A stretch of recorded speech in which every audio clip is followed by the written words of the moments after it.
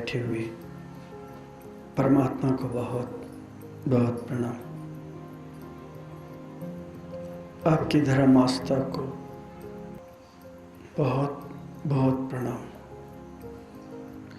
आपकी संत आस्था को भी बहुत बहुत प्रणाम। जिसने राग देश कामादिक जीते सब जग जान लिया, जिसने राग देश कामादिक जीते सब जग जान लिया, सब जीवों को मोक्ष मार्ग का निष्प्रय हो उपदेश दिया।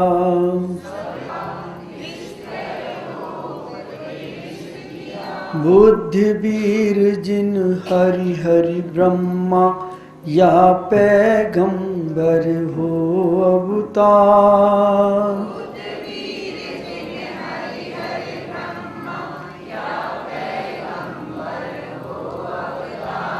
बीति राग है जिनका अंबर, उनको मेरा नमस्कार।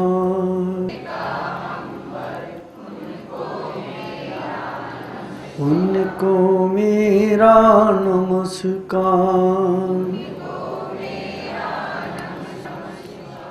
प्रथम तीर्थंकर ऋषभदेव से लेकर के अंतिम तीर्थंकर भगवान महावीर पर्यंत 24 तीर्थंकरों के चरणों में प्रणाम करते हुए जैन जगत के एक ऐसे आचार्य जिनकी तप साधना ने जो भी अर्जित किया उस जगत को बांट दिया।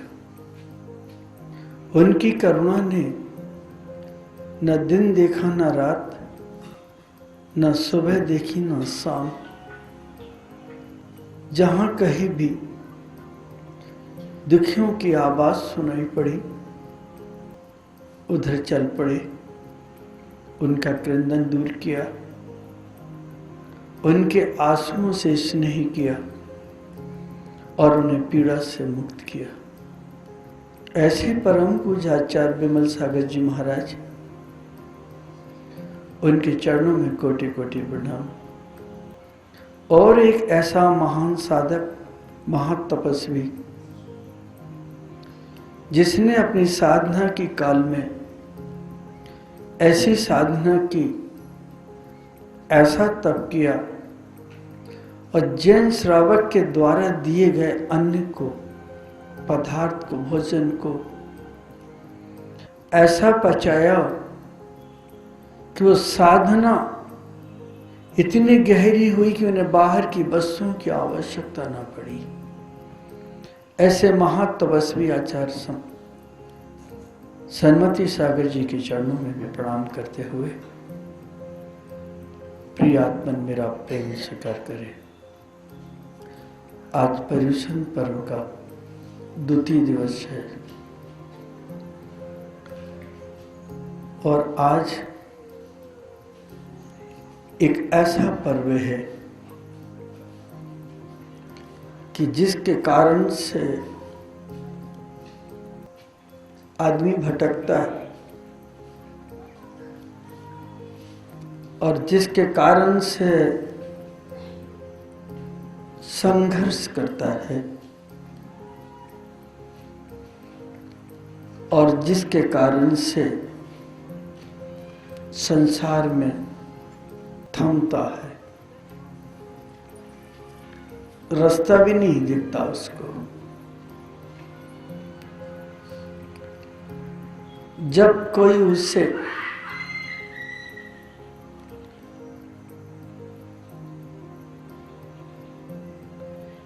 कटीले पथरीले मार्ग पर सावधानी से चलने की हिदायत देता है, सावधान करता है, लेकिन वो लापरवाही से बेपरवाह होकर के उस पथ पर चलता है तो पांव उसके लहूलुहान हो जाते हैं। जब कोई उसे पर्वतीय पगडंडी पर सावधानी पूर्वक चलने का इशारा करता है और वह अनसुनी करता है, लापरवाही से चलता है, तो खाई में जाकर के गिर जाता है। जब कोई उसे जल की यात्रा पर निकलने के पहले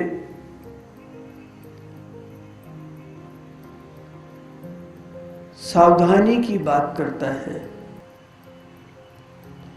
जीवन की सुरक्षा की बात करता है,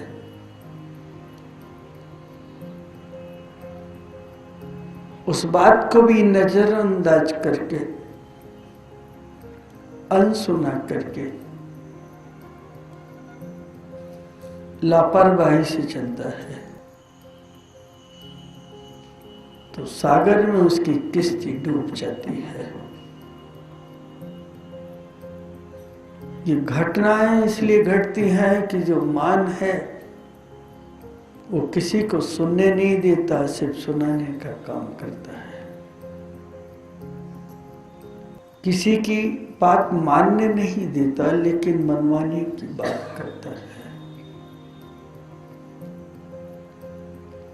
मान एक ऐसा राक्षस है जिसके भी पीछे पड़ता है, सिर्फ उसे दौड़ाने का काम करता है।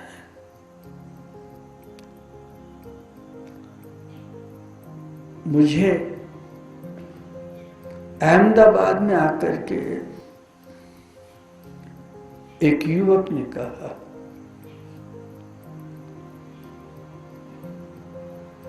गुरुजी,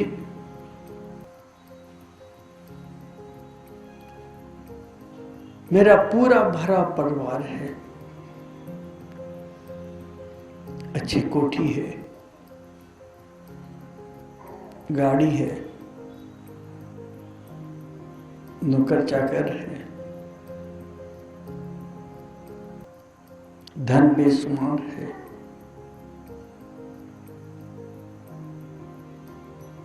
लेकिन मैं संसार का सबसे ज्यादा दुखी इंसान हूं। मेरे 4 भाई हैं, मुझसे बड़े हैं, मेरी भाभियां हैं, मेरी पत्नी सबसे छोटी है, पिता हैं, वृद्ध हो गए हैं, बीमारी ने घेर रखा है, मां है, लेकिन मैं दुखी हूं।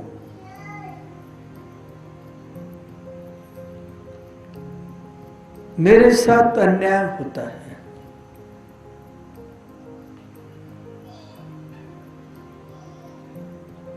मेरा अपमान बहुत होता है, अब मुझसे बर्दाश्त नहीं होता। मेरी पत्नी भी नौकरानी की तरह रहती है, 3 जेठानी है,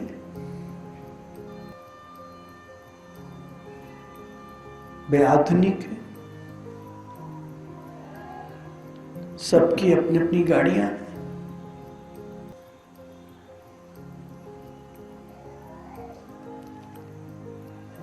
सब स्वच्छंद है।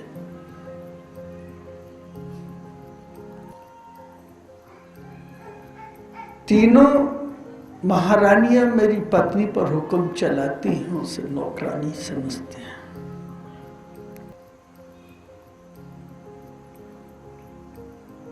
हमेशा दबाने की बात करते हैं।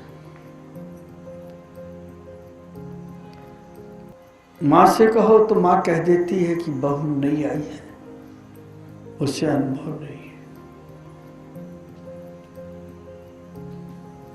और जो वह कहती है कर देना चाहिए। मुझे मेरी पत्नी को ही चाय बना के देनी पड़ती है, मेरी पत्नी को ही किचन में जाना पड़ता है, मेरी पत्नी ही किचन की सफाई करती है। मां नौकर को किचन में नहीं जाने देती है।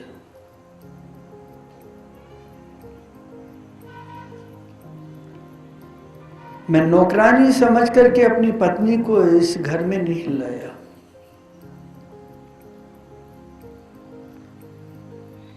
वे कभी घूमने को निकल जाती हैं, बच्चों को छोड़ जाती हैं और मेरी पत्नी से कहती ही कि इनका ख्याल रखना, जैसे मेरी पत्नी इनकी नौकरानी हो। अक्सर वे घूमने को निकल जाती हैं, जब जी में आता है गाड़ी उठाई और बाहर चली।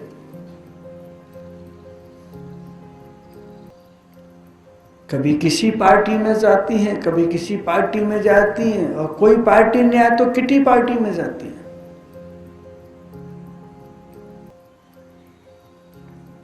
और हम लोग जब बाहर जाने की बात करते हैं तो माँ मना कर देती है, पिता मना कर देते हैं, बड़े भाई मना कर देते हैं। हम तो गुलाम बन के रह गए इस घर के अंदर।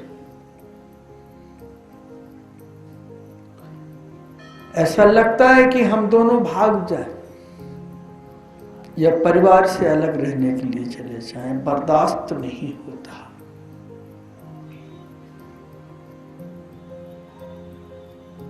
आप हमें समझा सकें तो रास्ता बताएं।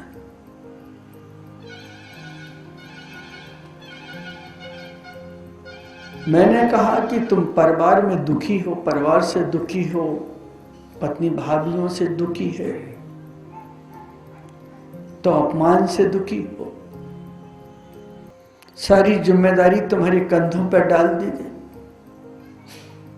तुम अपनी पत्नी को सुख के साथ बाजार भी नहीं ले जा सकते, किसी पार्टी में नहीं ले जा सकते, किसी पिकनिक स्थल पर भी नहीं ले जा पाते हो। ऊपर से वो व्यंग्य कसती है।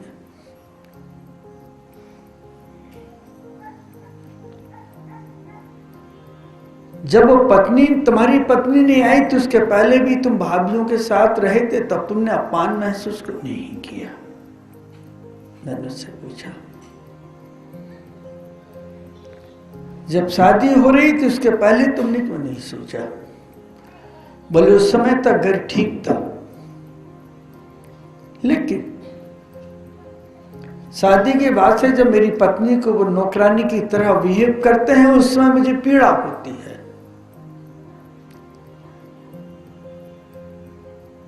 अब मेरा मन इस घर में रहने का नहीं है, या तो ऐसा लगता है कि दोनों आत्महत्या करें, या फिर हम अपनी ससुराल में जाके सेटल हो जाएं। हमें क्या करना चाहिए? समस्या जटिल है। मैंने कहा तुम्हारी पत्नी ने अपनी मां की बातें कभी सुनी कि नहीं? सुनी है। घर में थी जब, तो भाई अपनी पत्नी के साथ निकल जाते थे, तब बहन रह जाती थी, तब वो दुखी क्यों नहीं हुई? और आज यहां दुखी क्यों है? सोचने की कोशिश की। क्या तुम्हें बाहर का अनुभव है? नहीं। क्या तुम बाहर के चेहरों को पहचान सकते हो? नहीं। तुम जहां रहने के लिए जाओगे वहां के लोगों को पहचान पाओगे? नहीं। और जब तुम घर में नहीं रहोगे और तुम्हारी पत्नी से मिलने के लिए तुम्हारे दोस्त आएंगे और पड़ोसी जब ताना कसेंगे, तब तुम क्या करोगे? तुम कहते हो कि घर में मुझे सुविधा नहीं। क्या सुविधा नहीं है? गाड़ी है, नौकर है, नई बहू है। तुम्हारी पत्नी इस घर की नई बहू है, सासू का मन होता होगा, या हो सकता है उसकी परीक्षा चल रही होगी। तुम कितनी सहनशील हो। माँ ने तुम्हें जीवन दिया है और तुम्हें ये जायदाद सौंपी है, और आज तुम जरा सी बात को लेकर के माँ को छोड़ना चाहते हो, पिता को छोड़ना चाहते हो, सिर्फ एक पत्नी के कारण से। मान लिया मैंने घर में सुविधा बहुत है, या तुम्हें सुविधाओं में दिक्कत है, और मान लिया मैंने कि तुम स्वतंत्र रहोगे तब तुम्हें सुविधा मिलेगी। लेकिन एक बात का ध्यान रखना, तुम्हें सुविधा तो जरूर मिलेगी लेकिन सुरक्षा तो नहीं मिलेगी। स्वच्छंद होने के चांसेस तो बहुत मिलेंगे, लेकिन तुम स्वतंत्र भी नहीं रह पाओगे। घर के शब्द अपमान के तुम्हें चुभते हैं, लेकिन जब पड़ोसी तुम्हारे पर उंगली उठाएंगे और रिश्तेदार जब तुम्हें ताना कसेंगे और यही परिवार के लोग कहेंगे कि यार आए इसको 6 महीने भी नहीं और ये परिवार को छोड़ करके लगी, कैसी लड़की है जो संस्कारित नहीं है, उसमें तुम्हारी माँ के ऊपर भी लांछन लगेगा, तुम तब क्या करोगी? क्या तुमने कभी इस परिवार को अपने दिल के अंदर बिठा करके देखा? मुझे ऐसा लगता है कि तुम बहुत बड़े घर से आई हो। हाँ, मेरे पिता ने 5 करोड़ रुपए खर्च किए शादी में, बस वही ईमान तुम्हें खा रहा है। पैसा जिंदगी के लिए जरूरी अवश्य है, लेकिन पैसा सब कुछ नहीं है। पैसे का मान, पैसे का घमंड इंसान को खा जाता है। अहंकारी एक ऐसा एलिमेंट है, ऐसा तत्व है जो व्यक्ति को दौड़ाता है। सम्मान की आकांक्षा रखने वाला व्यक्ति पर्वत के शिखर पर भी चढ़ता है, आगे में भी कूदने को तैयार हो जाता है कि मुझे मेडल मिलेगा, मुझे ख्याति मिलेगी, एक बार में मेरा नाम आएगा। ये मान है, राक्षस की तरह चलता है। एक लड़के के जब 98% मार्क्स आते हैं रोता है, मान के कारण रो रहा है। नंबर कम आया इसके कारण से नहीं रो रहा है, क्योंकि उसके दोस्त के 99% आए, उसके 98 आए, वो इसलिए रो रहा है कि मेरे मान को धक्का लगा, वो आगे निकल गया, मैं पीछे रह गया, इसलिए रो रहा है। क्योंकि मान के बिच्छू को या मान की नागिन को जिनने जब भी पाला है वो दुखी ही रहे। आज 2 परिवारों के बीच में अगर विद्वेष से लड़ाई है तो मान के कारण, 2 विद्वानों में अगर लड़ाई है तो मान के कारण, और साधु अगर साधु की निंदा करता है तो मान के कारण, साधु के प्रति अगर विद्वेष और ईर्ष्या का भाव रखता है तो मान का कारण, और एक ग्रस्त दूसरे ग्रस्त के साथ अगर द्वेष रखता है तो मान के कारण। और विश्व युद्ध की संभावना बनी या बनेगी या बन रही है सिर्फ मान के कारण कि मेरे पास शस्त्र है, मेरे पास परमाणु बम है, मैं किसी भी देश को नष्ट कर सकता हूं। यह मान खतरनाक है। और ऐसा लगता है इस मान के कारण से द्वारका नष्ट हुई थी, और इसी मान के कारण से लंका जली थी, और इसी मान के कारण से कंस का पतन हुआ था, और इसी मान के कारण से दुर्योधन ने 5 बीघा जमीन नहीं दी, और इसी मान के कारण से मंदोदरी के समझाने पर रावण ने सीता को वापस नहीं किया। तो उसका हश्र क्या हुआ, उसका परिणाम क्या हुआ? क्या हमें ऐसा नहीं लगता कि जगह जगह हमारा अपमान होता है? घर में जब देखो जो हमारा अपमान हो जाता है, भाई किसी के भी सामने डांट देता है, भाभी किसी के भी सामने मेरी पत्नी से कुछ भी कह देती है, और वो फिर कमरे में आकर के सिसकती है। उसे मान है कि मेरा पति मेरे संबंध में लड़ेगा, मेरे संबंध में कुछ कहेगा, और जब मैं भी नहीं कहता हूं तो पत्नी कहती है कि आत्महत्या कर लूंगी। ये कौन करा रहा है सब? मान दौड़ा भी रहा, दुखी भी बना रहा है, संताप भी पैदा कर रहा है। आपने कभी सोचा कि आज कलशों की बोलियां लाखों करोड़ों की क्यों होती? मान के कारण। एक साधन से साधु का कलश 1 करोड़ में गया तो मेरे गुरु का कलश 2 करोड़ में जाना चाहिए। पैसा मान को दिया जा रहा है, न कि दान में दिया जा रहा है। मान, मेरे गुरु की सांख नीची ना हो, भले मेरा घर बिक जाए, लेकिन मेरा मान रह जाए, मेरी बात रह जाए। तपस्वी वर्धमान ने इन्हीं सभी चीजों को छोड़ा है। अगर नग्नता को स्वीकार किया गया तो उसका एक ही कारण है कि इस नग्नता के साथ मान रह नहीं सकता और विभूतियों के साथ मान रहित व्यक्ति हो नहीं सकता।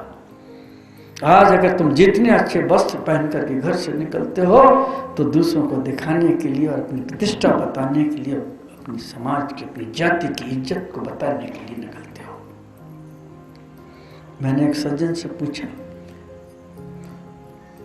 एंकर के जो वो आते हैं आपके बहुत अच्छे, बीके जैन साहब जानते हैं, उनकी कोठी में गया, उनकी फैक्ट्री में गया, मुझे लेकर के गए। तो मैंने उनसे एक प्रश्न पूछा, वो BMW गाड़ी लेकर के आए। मैंने कहा इतनी महंगी गाड़ी खरीदते हैं और आपका घर और फैक्ट्री में ज़्यादा दूरी नहीं, इतनी बड़ी गाड़ी क्यों लेते चलते हैं? बड़ी गाड़ी में तो एवरेज भी नहीं निकलता।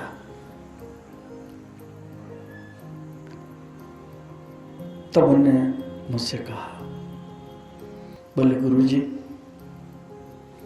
हम संसार की प्राणियों की लीलाएं अलग हैं।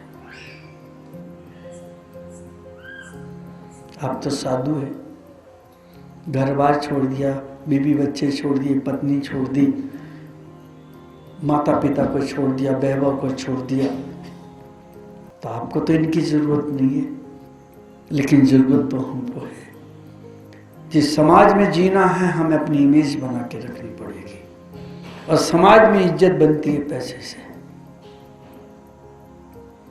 और जो जितना दान देता है सबसे पहले उसको ही अभिषेक मिलता है, भले उसका आचरण कैसा है।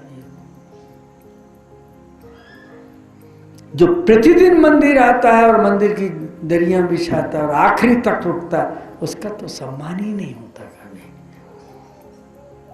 सम्मान तो बहुत दूर, इसकी प्रशंसा भी नहीं होती। तब उन्होंने कहा, गुरुजी, अगर BMW गाड़ी लेकर के नहीं आऊंगा तो मेरे पास क्लाइंट्स नहीं आएंगे, मेरे पास ऑर्डर नहीं आएंगे।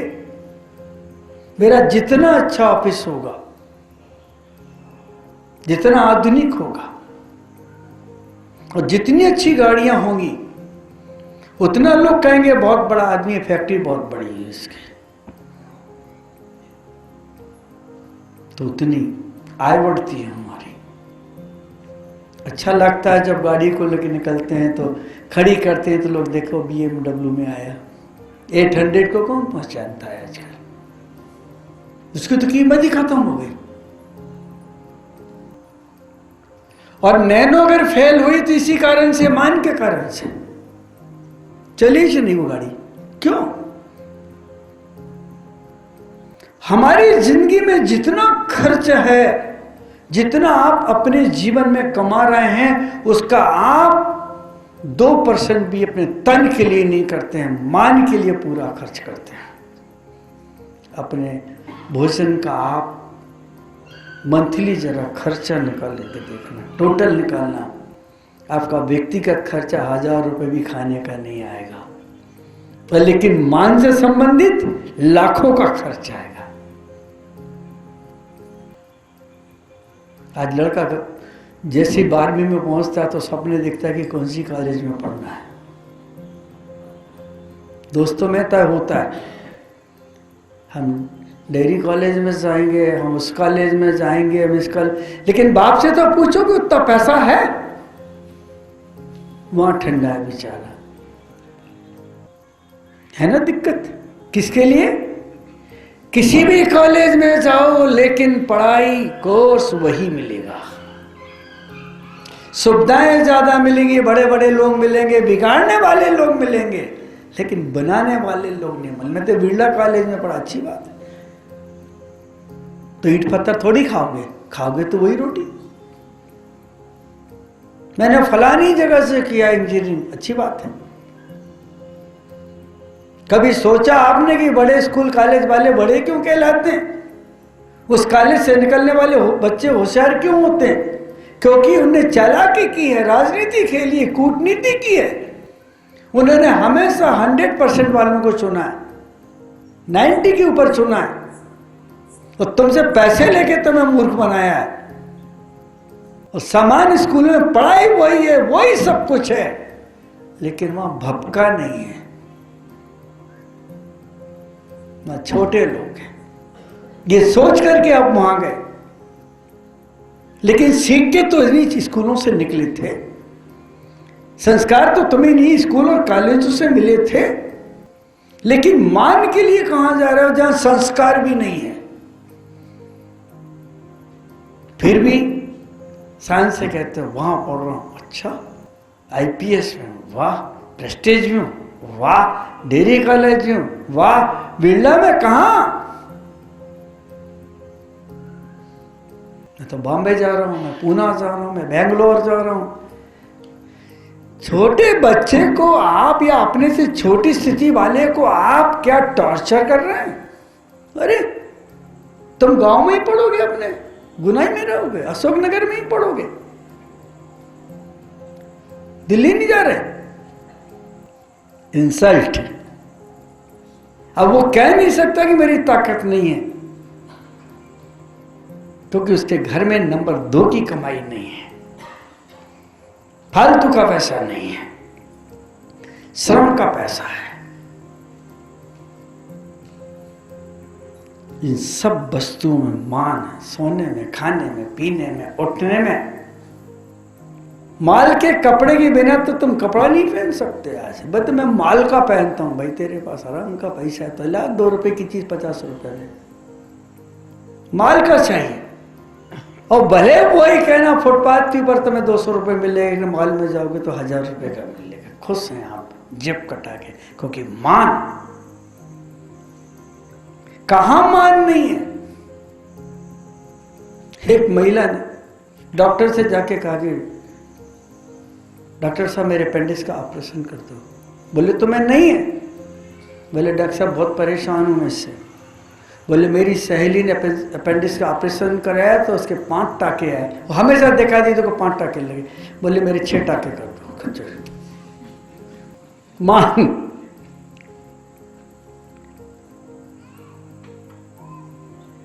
एक पथिक निकला, कुएं के पास एक व्यक्ति बैठा है, उसे प्यास लगी, गया, रस्सी बाल्टी पानी, उसने देखा कोई खींचने वाला नहीं है, तो उसने व्यक्ति से कहा भाई साहब जरा पानी पीना है। बोले निकाल लो। बोले तुम जानते ही नहीं हो मैं नवाब हूं। नवाब ज्यादा। बोले हो गए अपने घर के, खुद निकाल के पी लो। वो प्यासे ही चला गया। फिर दूसरा आया, फिर उसको भी शर्म लगी, पानी खींच के कैसे पीऊं। भाई साहब पानी। बोले मैं शहजादा हूं, पानी लाओ। बोले हो गया अपने महल के, नहीं देता। फिर एक और आया, तीसरा। बोले भाई साहब पानी। बोले आप निकाल के पी लो। बोले नहीं। क्यों? बोले मैं रईस ज्यादा हूं। तो उसने कहा नहीं पिला सकूंगा। बोले क्यों? बोले मैं हराम ज्यादा हूं। यह कौन कहला रहा है? मान। अपने लिए पानी भी नहीं निकाल सकते, कपड़े नहीं बिगड़ जाए। छोटा सा एक तत्व है, इस तत्व के लिए महावीर स्वामी को एक धर्म की उपमा देनी पड़ी। वो तम मार दो धर्म, मान का मर्दन कर दो, मान को समाप्त कर दो। ये मान बहुत जहरीला है। तुम्हारी जिंदगी के सुख को अगर छीनने वाला एलिमेंट है तो उसका नाम है मान। क्रोध तो फिर भी दिखता है, और क्रोध की आग लेकर के अगर तुम किसी के घर को जब जलाने जाओगे तो हो सकता है कि बुझ जाए, लेकिन दूसरे का सम्मान देख करके जो मान की अग्नि भीतर जलेगी, ईर्ष्या की जलेगी, तो उसमें तुम जलोगे लेकिन सम्मान कराने वाला नहीं जलेगा कि उनके साथ गया था, मेरा सम्मान नहीं हो सका। है ना खतरनाक। रिश्तों में अगर पत्नी पीहर चली जाए और पति का फोन नहीं आए, सहेलियां तो आग लगा देंगी, आ गया फोन नहीं, क्यों, अरे अभी तक नहीं आया, उसको टॉर्चर करेंगे। अब वो मान के कारण से भी नहीं। अब पति सोच रहा है कि वो लगा दे, अब पत्नी सोच रही है कि वो लगा दे। फाल्ट कुछ भी नहीं है, सिर्फ बिजी होंगे, नहीं लगाया होगा, उसमें भी दोनों के बीच में तू तुम्हें में शुरू हो जाएगी। पहले छोटे बन जाओ। मैंने कहा उन दंपतियों से कि आप जिस घर में आए हो, माने जिसने आपको शरण दी है, हो सकता आपके पिता ने 5 करोड़ दिए हो, लेकिन भूल जाओ, पैसे की बात मत करो, माँ का दिल जीतने की बात करो।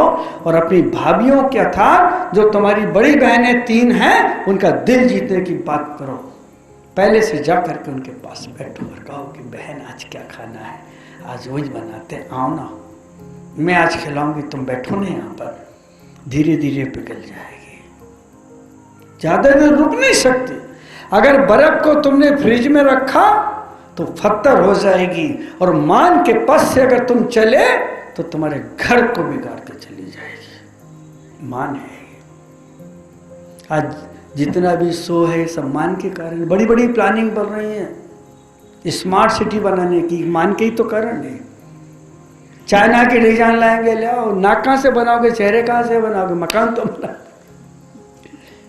चाइनीज सिटी बनाएंगे, लेकिन शक्ल बना सकोगे, बुद्धि बना सकोगे, वैसी अक्ल ला सकोगे? कैसे लाओगे आप बताइए ना मुझे। हम कितने आउटर में हैं और कितने बाहर भटक रहे हैं सिर्फ एक मान के लिए कि लोग मुझे सम्मानित करें, लोग मुझे इज्जत से बुलाएं, लोग मुझे अपने पास बिठाएं, लोग मेरी प्रशंसा करें। ये मान की चाहत है, मान की गहरी प्यास है, और इसी को वर्तमान ने सबसे पहले नग्नता को धारण करके छोड़ दिया। ये नग्नता मान की प्रतीक नहीं, आत्मा के अनुकूल आचरण करने वालों की प्रतीक है।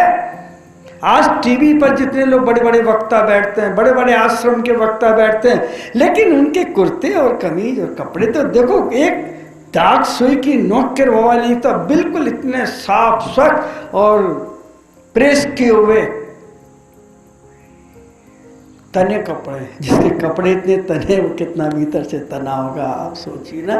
कई लोग तो बढ़िया गोल्डन के बटन लगा के बैठते हैं, चांदी के बटन लगा के। अरे ये गोल्डन के बटन काम नहीं आएंगे, मान के बटन खोल दे तो तुझे नम्रता के दर्शन जरूर हो जाएंगे। एक 20 मिनट के प्रवचन के लिए ये आसन लगना चाहिए, ये बगीचा होना चाहिए, कमरा ऐसा होना चाहिए। पागलो, व्यक्ति सरलता से और सादगी से और तुम्हारे सद्गुणों से आकर्षित होता है। ये तो सबके घरों में लगे हुए हैं, सबके घर में अच्छे अच्छे कपड़े हैं। इसलिए जिंदगी को मान के शिखर से जरा नीचे लाओ। पगडंडी पर्वत की है, कंकड़ी है, और अगर उसने ध्यान नहीं दिया, लापरवाही की, तो खाई में गया। मान ऊंचाई के लिए, ऊंचा दिखने के लिए सम्मान कराता है, लेकिन खाई से भी नीचे लेकर के जाता है। पगडंडी के कांटों का ध्यान नहीं रहा, लहूलुहान हुआ, इंजेक्शन लगवाना पड़े और फिर लिखवाना पड़ा कि मैं 3 दिन से आईसीयू में पड़ा। धन्यवाद आपको, डॉक्टर का कर्जा देना होगा पिछले जन्म का, इसलिए पड़े हो। अगर देख के चलते तो कांटे भी नहीं चुभते। जल की यात्रा पर निकल रहा है। उसने इतना ही कहा था कि जब तुम यात्रा पे जाओ तो अपने साथ कुछ खाली पीपे लेके जाना, अगर तूफान आए तो वो पीपे तुम्हें बचा लेंगे। लेकिन मान के कारण उसने कहा खाली पीपे मेरी इज्जत का सवाल है, सब बाहर फेंक दो या इनमें सोना भर दो। और जब तूफान आया तो एक भी पीपा खाली नहीं था, डूब गया। ना सोना बचा ना मालिक बचा। जो मान से हल्के होते हैं वही आकाश की और आत्मा की यात्रा पर निकलते हैं, और जो मान के पीपे के अंदर हीरे जवाहरात सोने इत्यादि रख के चलते हैं, एक दिन वो ही डूब जाते हैं बंधु। तो आज है मान का मर्दन, निकाल दो उस मान को, बहुत आनंद आएगा। घरों के विवाद खत्म हो जाएंगे। मैं नौकरानी हूं, ये प्रश्न खत्म हो जाएगा, ये दुर्भावना खत्म हो जाएगी। मेरा शोषण हो रहा है, वो भी खत्म हो जाएगा। मैं परेशान हूं, उसके स्थान पर दुख आकर के बैठ जाएगा। और मान के माध्यम से अगर दुख सुख को तुमने चाहा तो बस ये ध्यान रखना कि उस सुख के लेवल के नीचे दुख के पदार्थ भरे हुए हैं। शीशी जितनी सुंदर मिलेगी ना, बियर वाइन विस्की उससे ज्यादा खराब मिलेगी। और एक घूंट भी हलक के नीचे उतरी तो सारा मान नाली के पास लेकर के जाएगा। मैं आपको एक अपनी आंखों देखी घटना बताता हूँ, मेरे देखते देखते घटी। मैं गृहस्थ आश्रम में था, वो पास में ही उसकी दुकान थी जहां मेरी थी। तो रात के 10 बजे का समय था। तो वो आया, बहुत ज्यादा पी रखी थी उसने,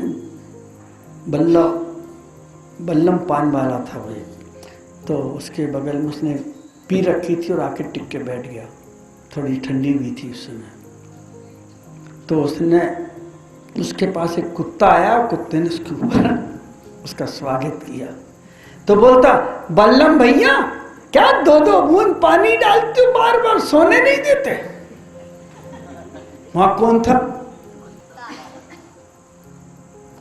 उसको इतना भी भान नहीं है। तो वो चीज पी रहे हो सम्मान के लिए, क्लबों में जाके दोस्तों के साथ बैठ के, जिसे कुत्ता भी पीना पसंद नहीं करता, जानवर भी पसंद नहीं करते, और तुम पी रहा। काश उसकी बनस्पत 200 ग्राम दूध पी लिया होता या उत्ते की मलाई खाली होती तो चेहरे पे चमक आती, नाली में भी नहीं पड़ना पड़ता और मोहल्ले से निकलते तो बदनाम नहीं होना पड़ता, और घर वाले तुम्हारी इज्जत खराब नहीं करते।